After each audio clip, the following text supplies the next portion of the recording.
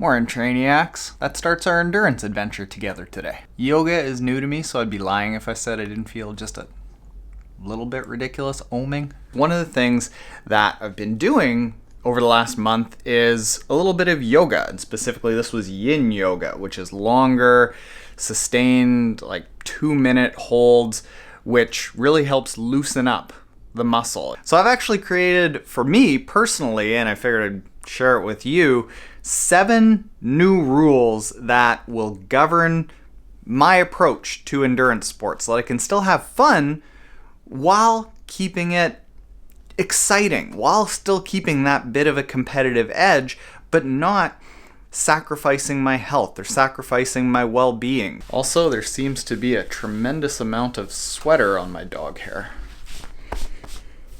Getting a lot of comments about that on social media. Deal with it. I do. Come on, guys, let's go give the world the business. Gracie, hey! So the first new rule for endurance sports athletes is that we will race in whatever the hell race we want, wherever the hell race we want, however the hell we want. What I've found is that endurance athletes tend to now race how they feel what they should do. They feel like they have to do a half Ironman. And then if they do well in a half Ironman, then they have to do an Ironman. And then if they've done well in an Ironman, then they have to do a PB. Then they have to get to Kona. Well, in 2019, throughout the entire year, my entire goal was to race half Ironman Atlantic City and qualify for the half Ironman World Championships. I raced half Ironman Atlantic City. I did qualify for the half Ironman World Championships, but I didn't actually take my spot. What was going on there was the start of me recognizing that half Ironman World Championship didn't excite me anymore. I was just starting to listen to what excited me, and I'd already raced a half Ironman World Championships, and what excited me more was chasing Kona at the time. So I ended up turning down that spot, and it was a weight off my shoulders because I felt like I could actually go and try to train for something that really got me excited, really got me going, instead of following what I thought I should do. I think athletes should race whatever race they want. If you want to do a running race, do a running race. You want to do a trail race, do a trail race. If you then want to go and do a bodybuilding competition while you're training for a trail race, don't expect to do really well in either, but that's okay. Do whatever excites you most. As long as you are trying to just use endurance sports to be a better version of you, who cares what you race in? Now, 1C is that you should race whenever the hell you want. Don't wait until you're absolutely perfectly ready for your best possible ever fitness. If you find a race that this weekend you want to go in and you're not ready for it, that's okay. Maybe step down to a race distance that you know you're comfortable with doing so that you can have fun, but don't think you have to put off reaching your goals just because you aren't ready for that perfect race. And then finally, 1D in all that is race however the hell you want. Mountain bike in a race? Cool. Aero helmet in a group ride? Fine by me. Want to wear a Speedo in a triathlon? That's all cool. Now, I know a lot of you think that my days are just filled training and lounging around, living the life of a glamorous YouTuber. Well, actually, most of my days are spent kind of like this. How in the hell do we do this?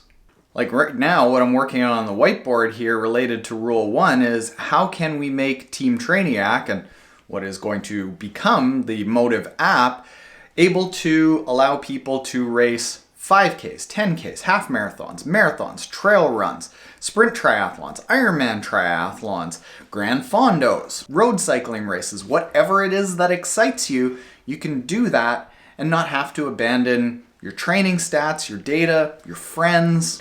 Rule number 2, personal bests are a sometimes treat. Over the past few years, I got caught up in the thought that every single race that I did had to be a personal best. I had to constantly be putting out better and better times so that I could inspire you. I thought that times were the only thing that would inspire you and thus motivate me. But in the process of doing that, I abandoned my training group because I had to do every single workout absolutely perfectly. I took a lot of the enjoyment out of training because everything was just marking off another training session because I had to personal best, and I did personal best in all of that, but I didn't get to experience a lot of races that came around that were sounding really fun. So I was spending like 9 months a year, 10 months a year just grinding it out. PBs are great and all, but if instead you look at it from the standpoint of maybe once every single year for 2 to 3 months, you go all in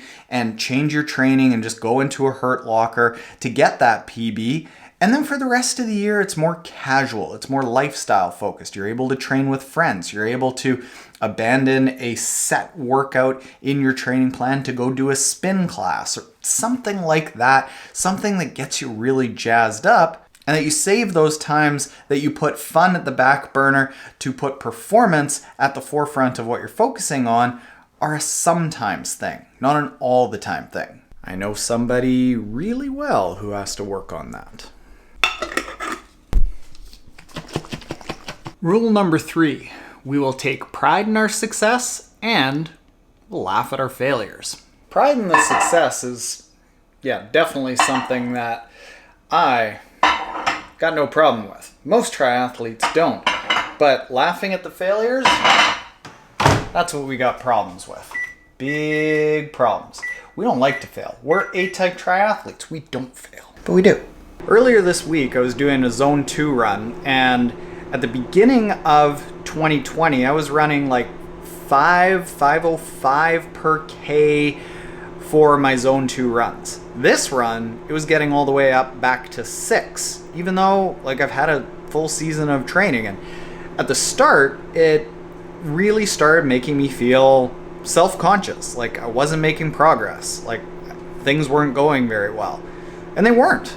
And it was starting to stress me out. And that stress, it's obviously not good for you. It starts taking fun out of the training. It adds cortisol, the stress hormones start going up, so your health starts deteriorating. And let's face it, unless we are an elite age grouper that is trying to become pro, or we're a pro where our livelihood depends on performance in a race or performance and progress in our training, whatever happens in a race and in training, it doesn't really matter. Ooh, overnight oats. So if instead of putting all this pressure on ourselves to always perform well and always progress in training and always have good sessions, we instead just look at having sessions that are fulfilling, that give us a little bit of health, a little bit of enjoyment, we're actually going to be more healthy and we're going to have a better time doing it.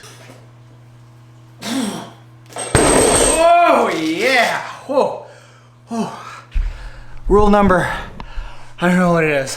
Do not ignore strength and mobility just to get like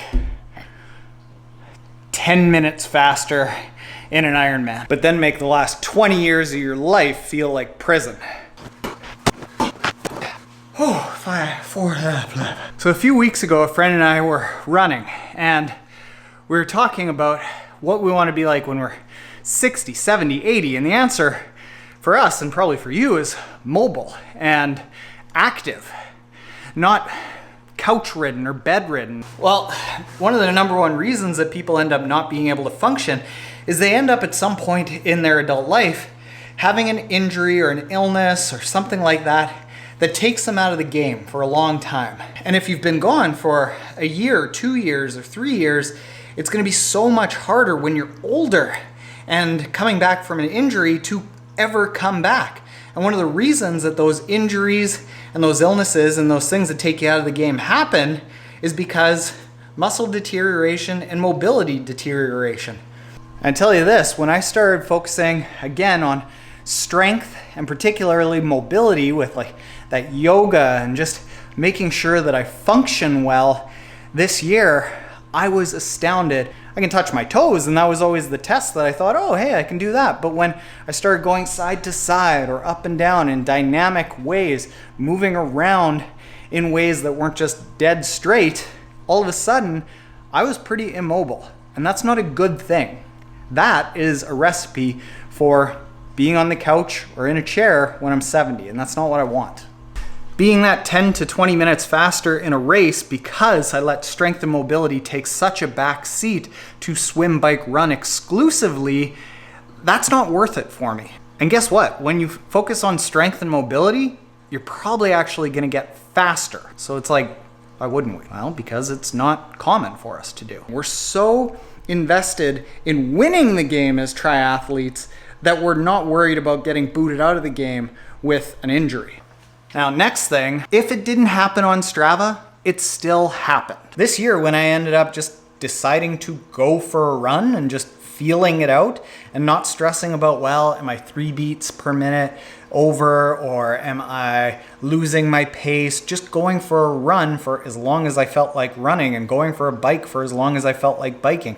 And strength training, however I felt like strength training, that's when it started getting fun again. It started becoming a lifestyle again as opposed to something I had to do.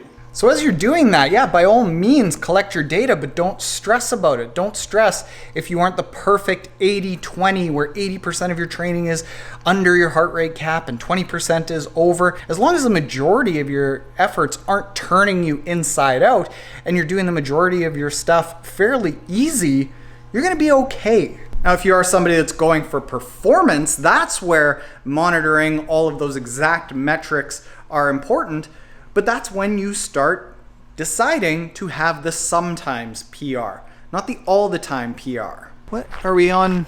Rule Q12, something like that? You earn hard workouts by sleeping more than 7.5 hours. It's not the other way around where you earn sleep because you worked really hard. And as you see on Instagram, the people that are getting up at 4:30 in the morning and like, oh, gotta get in a killer workout before I get to work at 7:30 because everything's super busy. I ended up doing that in 2017, getting up at 4:30 every single morning so that I could get in my hard workouts. And you know what happened? My hormones just went to crap. Sleep, minimum 7 hours.